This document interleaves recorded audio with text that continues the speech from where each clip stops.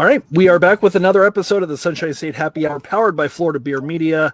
This is Dave, your host and author and everything else. Very happy that Steve is coming back to the show. Hi, Steve. Hey, Dave. I got a comment and a wave. Have not worked through some of the crazy things that you sent me, but I will definitely get started on some of that slush here pretty soon. I want you to drink that smoothie first. Yeah, well, we're not going to be talking about smoothie beers. We're going to go back to basics a little bit, and very happy that we are actually going to be heading back to Tallahassee, a place that Steve and I are very, very familiar with and remember very fondly, with what is going to be their newest brewery that is almost ready to open. Hopefully we'll get some details from y'all. That is SOF Brewing. So we have with us Kris Hasenasuer, who is one of the co-owners, and I definitely want to chat with you about that little background. General Manager James Parker, who is communicating to us from the tap room, right? Yep, right here in the tap room. Awesome. And then longtime Tallahassee Brewmaster Larry, who isn't in the brewery, but he's got the awesome flag behind him, so we definitely have to say hi to that. So, all right. So thank you for... Well, thank you for coming to the show. It looks like you do have your first can of For Patriots lager, something that Steve and I are enjoying right now. And we'll probably talk about that here in a little bit. Looks like everybody's enjoying it, which is great. Yeah. But before we get started on talking about the beer, let's talk about sort of the impetus behind opening up SOF and why you decided to open it up in Tallahassee. Well, for us, the opening this has been a pretty long road. 2018, my brother called me up. It was like a winter day in Washington, D.C. It was January, and I was snowed in, couldn't go down to the office. I was on active duty at the time, working for Special Operations Command in D.C. And he's like, we should open a brewery. And both of us had been drinking a little bit that day. And I was like, sure, let's open a brewery. So we started down this road, formed the company, started doing things, looking for property, and had a few basically real estate deals fall through or zoning issues from the different places we tried to start up. Which is a common thing that I've heard in this state many, many times, unfortunately. So we had that happen in a few different places. And while we were doing it, we kind of ended up striking up a friendship with the guys at 26 Degrees with Greg and Jonathan.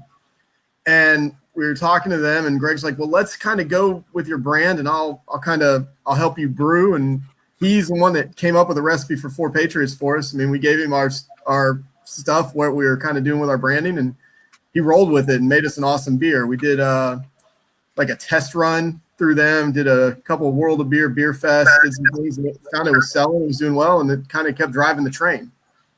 So I got some other partners. All my partners are active duty military. Everybody was a Green Beret or Special Forces operator. A couple of them still are.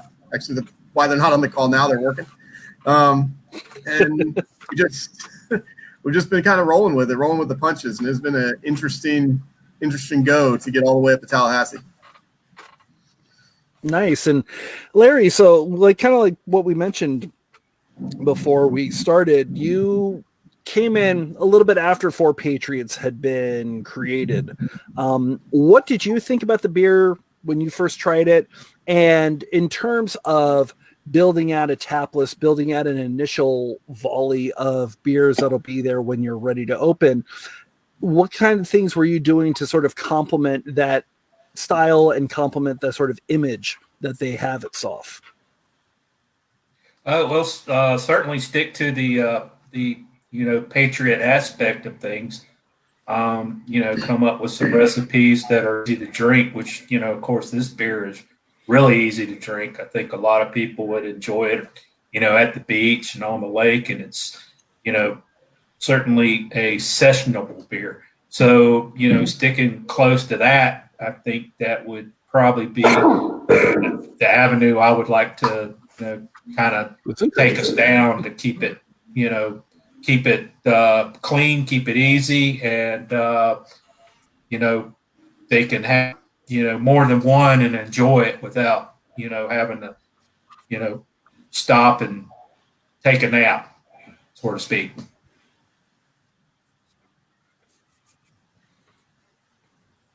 Gotcha. That makes perfect sense. And when people actually go to enjoy it, James, you're actually in the tap room right now, which, for people that don't know, used to be the old Grasslands tap room, correct? Yep.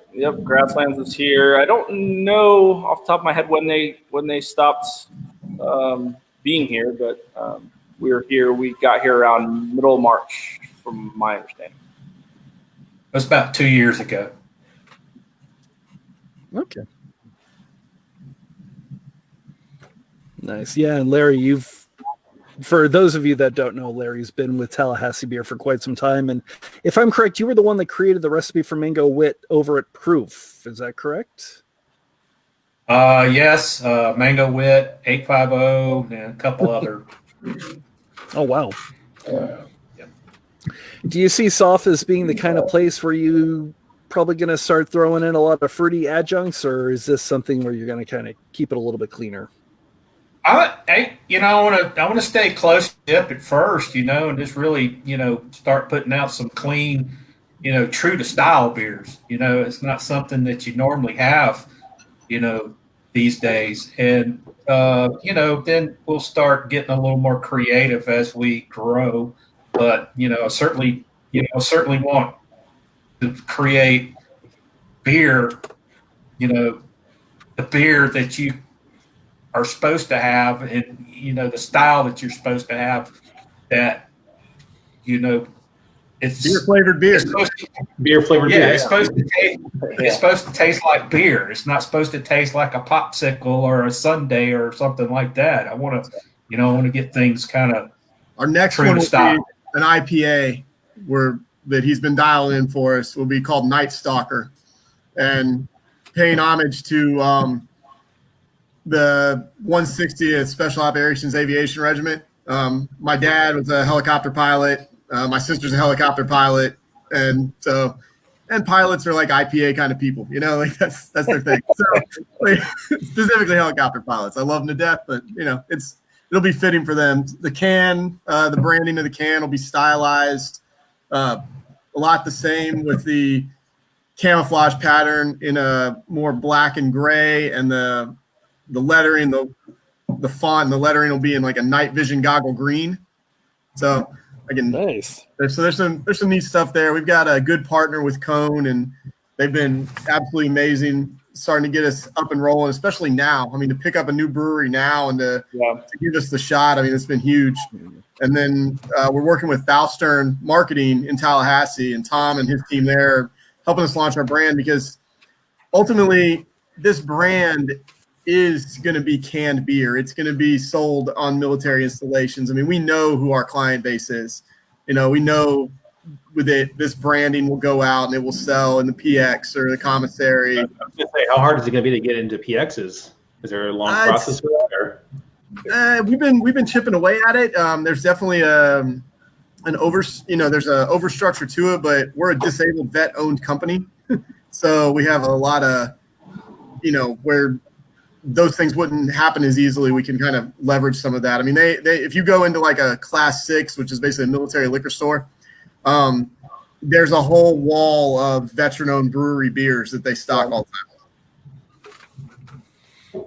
Which is interesting, because that seems to be a big theme. Obviously, here in Florida, you've got people like Veterans United.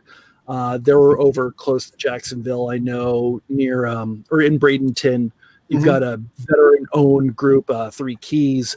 It seems to be a big theme with a lot of military. When they come out, they get into craft beer. Why do you think that is the case?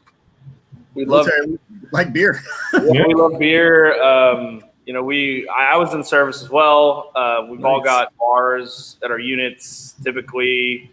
I mean, it's did I miss something in Tab's class talking about starting your own brewery, or what's that? Did I miss something in Tab's class there when I transitioned out, saying, "Hey, this is how you start your own brewery"? I mean, I don't know, man. It was an interesting go. The last time I did it, I was sitting through that class, actually sitting through Taps as I was coming off active duty, and I'd already started this. I was like, no, I already have a job. I don't need to do an application.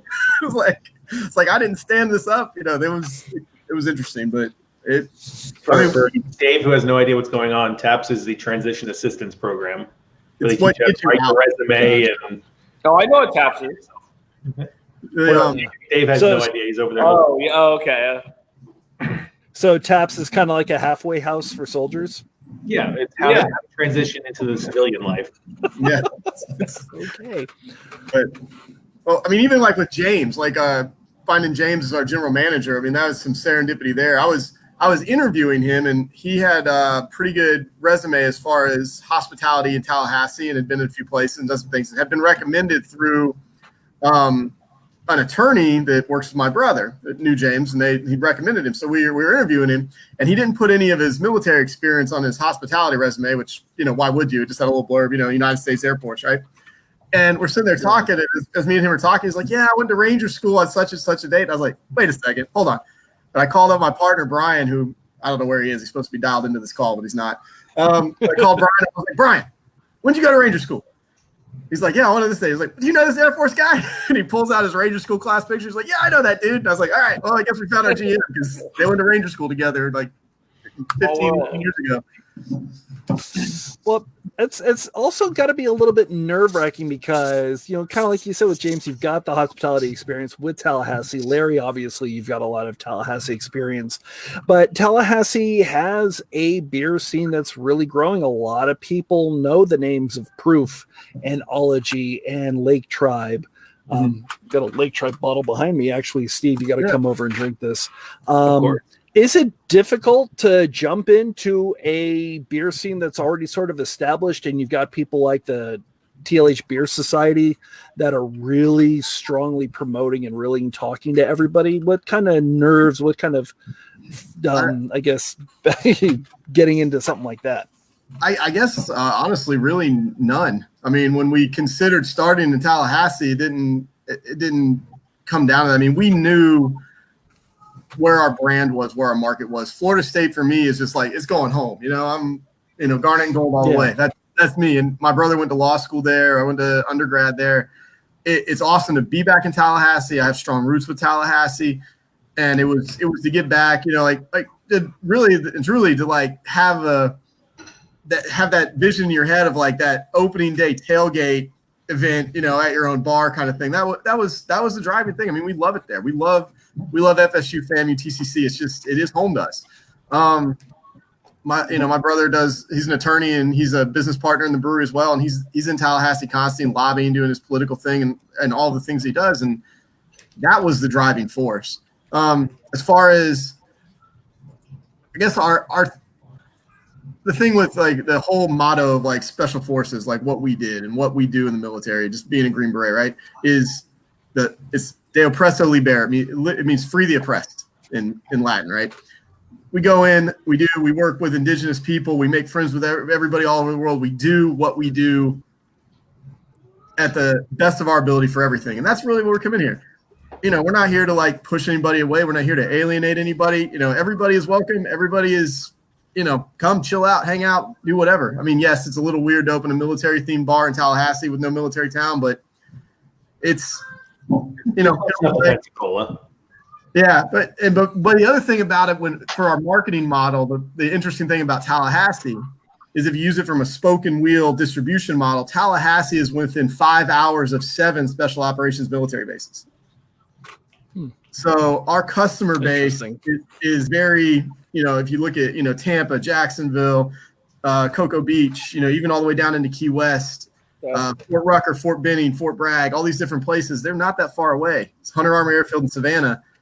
And Tallahassee picks up a lot of veterans that go to school there.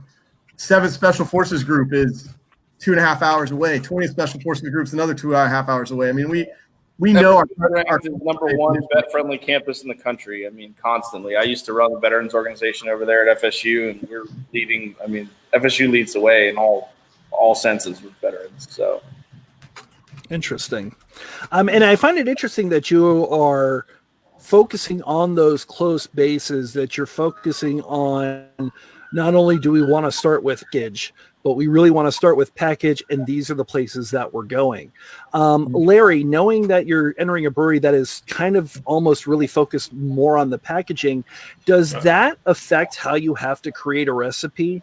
Do you have to think about that a little bit more than let's get the beer, let's tweak the beer, and then, hey, let's worry about cans later?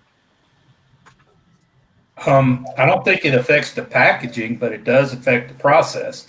I mean, you certainly got to, prepare for shelf life and worry about, package dates and stuff like that. So, yeah, I mean, process is more important. Recipe, probably not so much, but you certainly want to have a good recipe. Absolutely. And the thing that we want to offer, so what we've loved is having Larry do his thing. Is Larry's made, I don't even know, man, what are you on, like 12 different versions of all kinds of stuff you've been making for us to try out. So I mean, we don't want to have just our staples in the tap room. We want Larry to be able to do his thing, but we know that as those things go out, there's going to be those staples that you throw them in a can and you get them out. But if you can have some things that are only available in the tap room, I mean, I think that's super cool. Yeah. That's kind of amazing. So let's talk about the tap room a little bit. Obviously, a lot of people that are probably going to watch this now or watch this later on YouTube are big Tallahassee fans, and they know what Grasslands was like. Mm-hmm. You are obviously not them. You are your own people, which is perfect. But James, what can people sort of expect when they come into your tap room? What is the SOF experience really going to look like? Well, as Kris said, we want everybody to feel welcome. I know, I used to live in California, and when I was stationed out there, I lived 15 minutes from wine country, and dated a girl at the time. She's like, "Oh, we need to go see all these, we need to go all these vineyards. I'll take you here." And I was nervous. I was like, never been to a winery before. I've never done this before. So that comfort feeling of just making sure everybody's, taken care of, you're giving recommendations. I'll be going through the Cicerone schooling as well. Just like Proof, I want to have all the servers go through the certified beer program as well. We want to have everybody up to speed on their knowledge. And also just giving the best customer service, the best experience people can have when they come in. And it really is about the beer. And I have every confidence in Larry putting out some great products, and it's going to speak for itself. Awesome. And I know in terms of the product, and it's not just the beer, but it also, the proceeds are going towards charities that you sort of have specially earmarked for just these beers. Before we go into the charities, will you be cycling through the charities, or will there be, certain products like For Patriots has certain charities? I know that you've got the IPA that's sort of coming up. Will that have a different set of charities? How do you feel your philanthropy is going to work as you continue on? I mean, that is always a moving target, but that is what I would love to do is attach a product to a charity.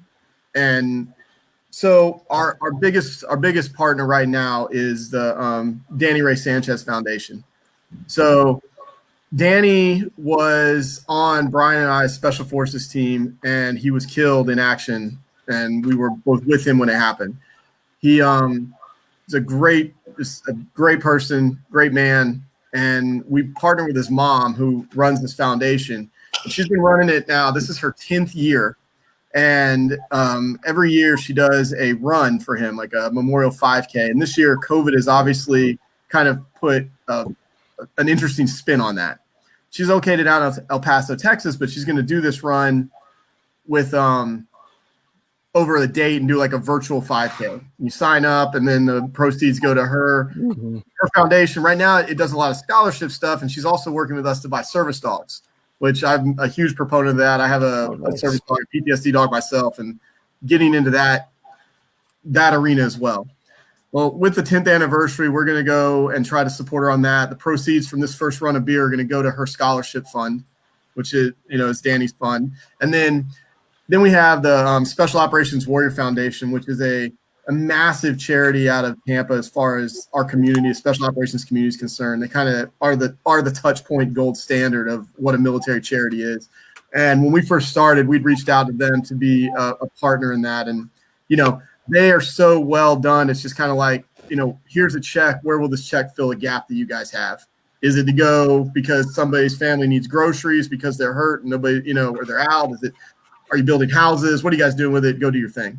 So that's kind of where we see ourselves going with it. And it's an interesting thing to take that and use that avenue to build into those things. But like my other business, I'm a physician assistant by training. I have a medical practice and a few other companies that I run. And as we do this, it's funny how they all fall into line together. What you can do with one and then take that and just merge them all one to the other. I mean, I don't know. It'll be interesting. And then obviously I would assume that you're going to jump in on some of the beer festivals to hopefully start pressing the word out a little bit more. I know, Gainesville has a great one. Tallahassee's got a great one. Just kind of get that and drive people eventually. I mean, absolutely. That's absolutely our goal. I mean, our a lot of our issues up to this point have been just the slowdown from COVID. We got to a point where, we had a opening date and then we got shut down, and then even getting the vendors in to do work where, like we needed taps put in. Well, finding someone that was willing to come in and put them in, or even being able to order them to have them manufactured. All of that stuff just kind of came to a grinding halt. So as the stuff comes in, we'll get it assembled and open the doors. That's amazing. So when are you looking to hopefully open the doors? When is that going to happen? Pretty soon, I would hope. Yeah, we hope that's where we're heading. Really, truly, we're waiting on a few parts and pieces to be manufactured and sent to us for some of the things that we'd ordered. Some of the pieces Larry needs to do his thing, and just beer taps and some other things that just are back ordered that are really waiting on Amazon to bring them, I guess. Yeah. And actually, one other thing, because it's a long story short, I was listening to the interview with Halsey Bashir's on the Saturday Morning Bottle Share, and you kind of get the feeling that, at least for the current time, if you don't have any sort of a food offering, if you don't have a kitchen, don't even bother with opening. Is this something that you're all starting to look at? Because maybe we need to do this just so that in case you are ready to open and we're still in the middle of this quarantine, we can go ahead and pull the trigger. What are you thinking about that? It's constantly on our mind, and I don't know. We're working it through. I mean, we were watching the same thing, and I know James has some thoughts. We've even started to look at getting food trucks in the area. We've talked to a few people. We've got a thing worked out with Rankin Taco, to kind of work with them, and they've been awesome. But everything that's gone with us, it's kind of okay. We're moving forward. Now we can't move. Now we can't go. So it's just this holding pattern that we're in. Yeah, I've spoke with. I mean, I've had businesses approach me as well. There's a new business that they're called Fly By Phillies. They're really gun ho about coming out here. They're like, we'll set up wherever. Kind of you scratch our back, we scratch yours. There's so many restaurants that have approached me as well. So once everything is gets to a somewhat normal aspect, we definitely want to partner with a food truck or to have that ability to stay open if another wave or this happens again next year or something like that. So yeah. Or we could sell Lunchables. Yeah. Sell Lunchables. $10, you get a free beer. That's funny. Here's an MRE. Yeah, unfortunately.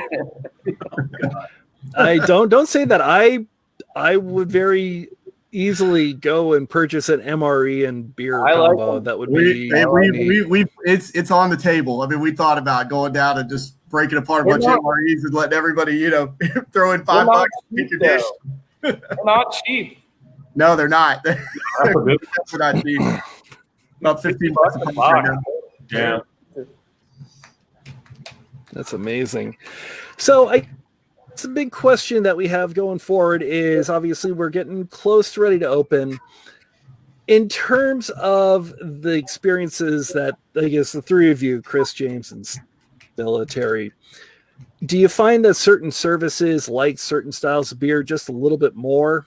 And is that something that you, Larry, that you've sort of spoken with them about, hey, if we're going to focus on this service for this release, maybe we should brew this, or so on? It's an interesting thing. And so when we started this, develops the room. Yeah, I don't know. I've had beer all over the world. There's 192 countries in the world, I think, as of today. I've been to like 130 of them and probably had a beer in every one of those. And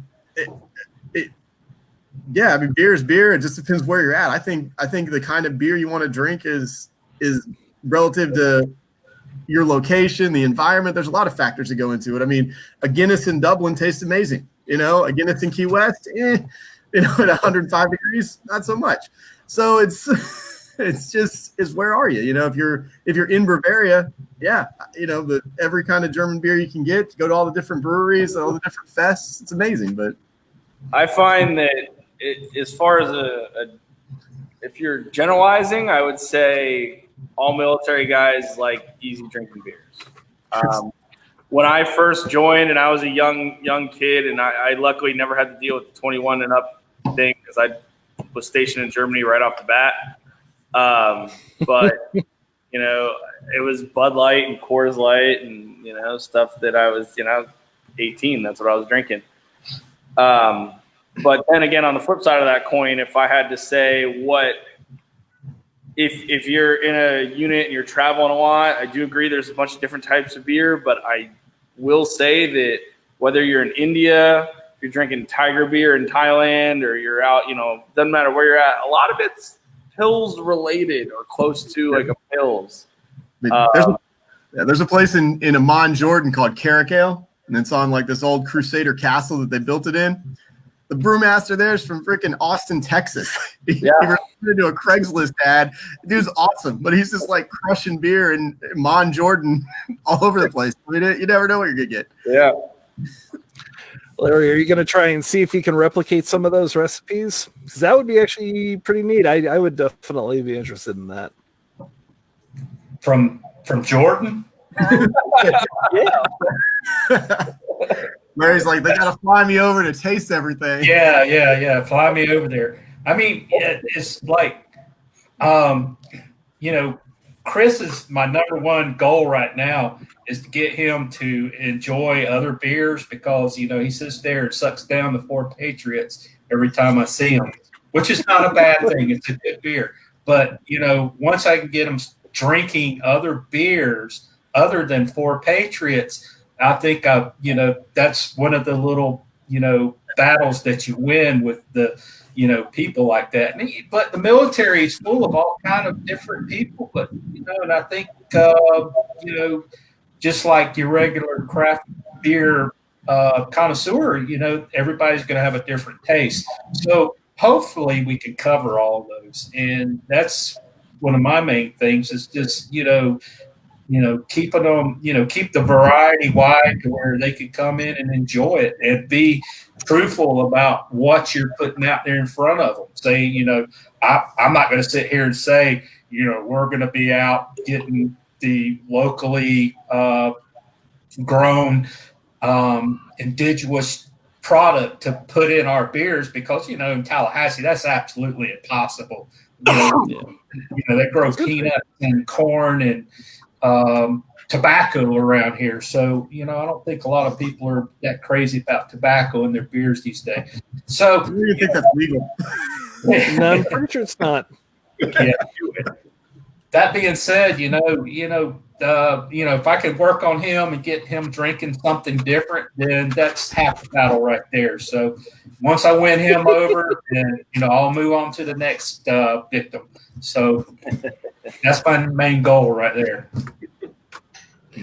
That is an awesome goal, and I cannot wait to see you succeed at it and have some sort of a sparkly unicorn beer because ex-military people don't buy sparkly unicorn beers, do they, Steve? Yeah, we actually do. They're actually delicious, Dave. I do. And sour me unicorn parts was amazing. Gotta love it. Gentlemen, thank you so much for coming on the show. Next next week, if I am correct, we are actually going to be getting a little visit from Massachusetts and Bentwater Brewing. They're actually going to be releasing some of their beers here in Florida, and it looks like we're going to be going through a little tasting with them as well. So, Steve, I know you're happy about that. If you have any questions, want to reach out to us, we are available at floridabeerblog.com, floridabeermedia.com, Instagram and Twitter is always Florida Beer Blog, or you can email us at floridabeerblog@gmail.com. SOF Brewing, thank you so much for coming on the show. Definitely let us know when you are open, and I think Steve and I will definitely take a drive up to Tallahassee to check you out. Thank you for coming, everybody. Awesome. Thank you for having us. Have a good one. Thank you for having me.